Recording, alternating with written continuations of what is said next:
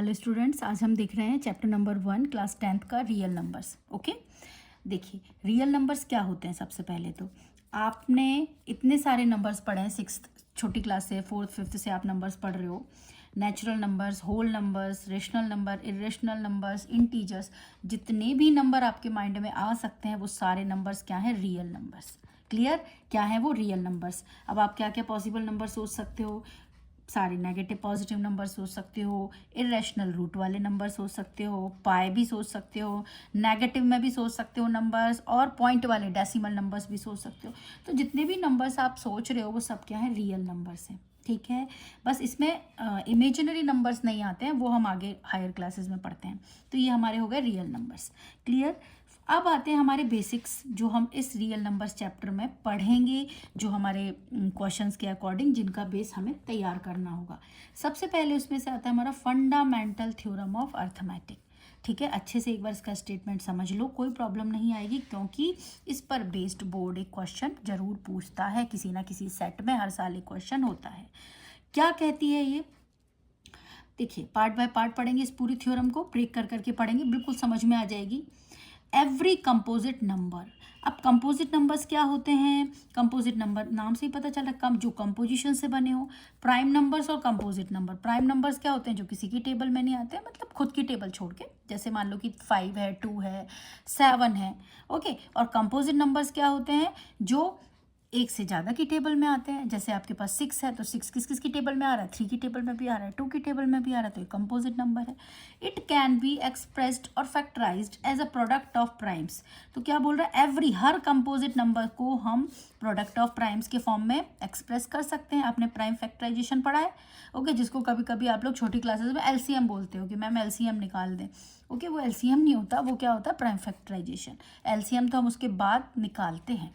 And this factorization is unique except for the order in which the prime factors occur. Okay, order मतलब order change हो सकता है। जैसे हमने यहाँ पे लिखा 2 into 2 into 3 into 2 into 2 into 2 into 3, 24 के प्राइम फैक्टर्स, और हमने यहाँ पे ऑर्डर चेंज कर दिया।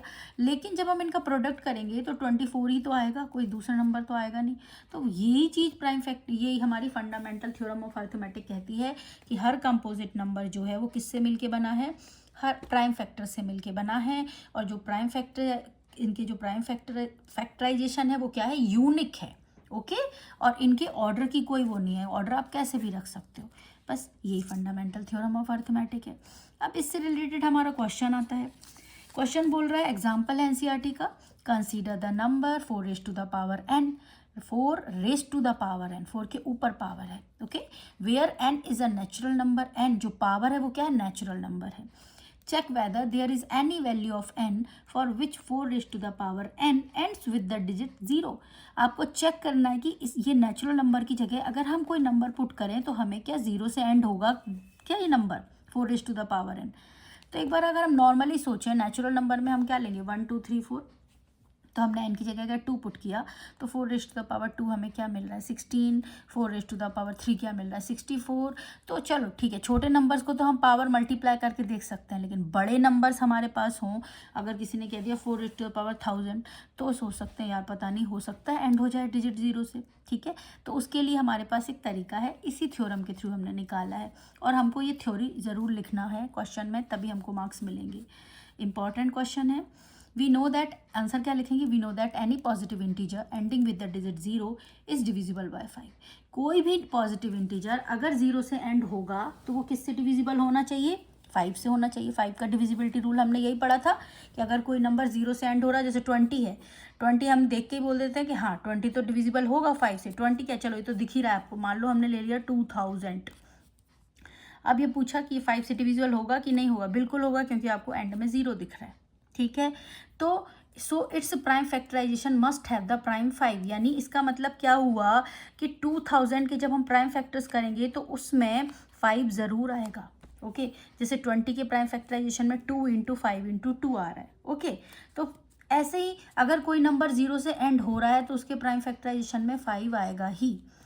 अब हमने इसके प्राइम फैक्टर्स करके देखे, तो चलो 2 तो हमको मिल गया इसके प्राइम फैक्टर्स में, लेकिन 5 नहीं मिला।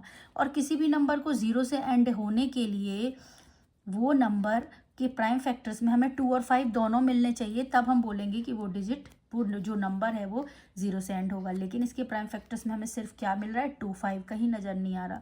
Only prime is 2 here, so and 5 does not occur here. We know that by uniqueness of fundamental theorem of arithmetic guarantees that there are no other primes in the factorization of 4 raised to the power n। अब 4 raised to the power n के prime factorisation में कोई और prime नहीं होंगे। Uniqueness of fundamental theorem of arithmetic यही कहती है, अभी हमने समझा कि इनका ऑर्डर चेंज हो सकता है लेकिन प्राइम फैक्टर्स यही रहेंगे। क्लियर? तो सो 4 raised to the power n does not end with the digit 0 for any natural number n। Clear हुआ क्वेश्चन? तो बहुत इंपॉर्टेंट क्वेश्चन है, इजीली आप अच्छे से प्रैक्टिस करोगे लैंग्वेज की तो बन जाएगा। सेम लैंग्वेज वाला क्वेश्चन आपका एनसीईआरटी में एक्सरसाइज में दे रखा है, सेम है। 4 raised to the power n की जगह बस 6 raised to the power n लिखा हुआ है उसमें। अब आपको उसमें भी चेक करके बताना है कि ये 0 से एंड होगा कि नहीं होगा। अब आपको तरीका पता चल गया कि 6 के हमने प्राइम फैक्टर्स करे, क्या है 3 × 2, तो 3 × 2 raised to the power n। इसमें हमें 2 तो मिल गया लेकिन 5 हमारा नहीं आ रहा। इसका मतलब ये जो नंबर है ये भी एंड नहीं होगा 0 से। अब हम जो इसको थ्योरी लिखेंगे एज इट इज़ जाएगी बिल्कुल, बस यहाँ पे 4 raised to the power n की जगह क्या हो जाएगा 3 × 2 raised to the power n, और बाकी हमें एज इट इज़ लिखना है। और पूरे क्वेश्चन का आंसर लिखते समय हमारे पास जो कीवर्ड्स हैं वो क्या रहेंगे, the fundamental theorem of arithmetic guarantees, uniqueness of this theorem, ये जरूर लिखना है। इसी से ही हमको पता चलेगा कि जो प्राइम फैक्टराइजेशन है वो क्या है, यूनिक है। ठीक है, तो ये हमारा जो क्वेश्चन है वो कंप्लीट होगा। ओके।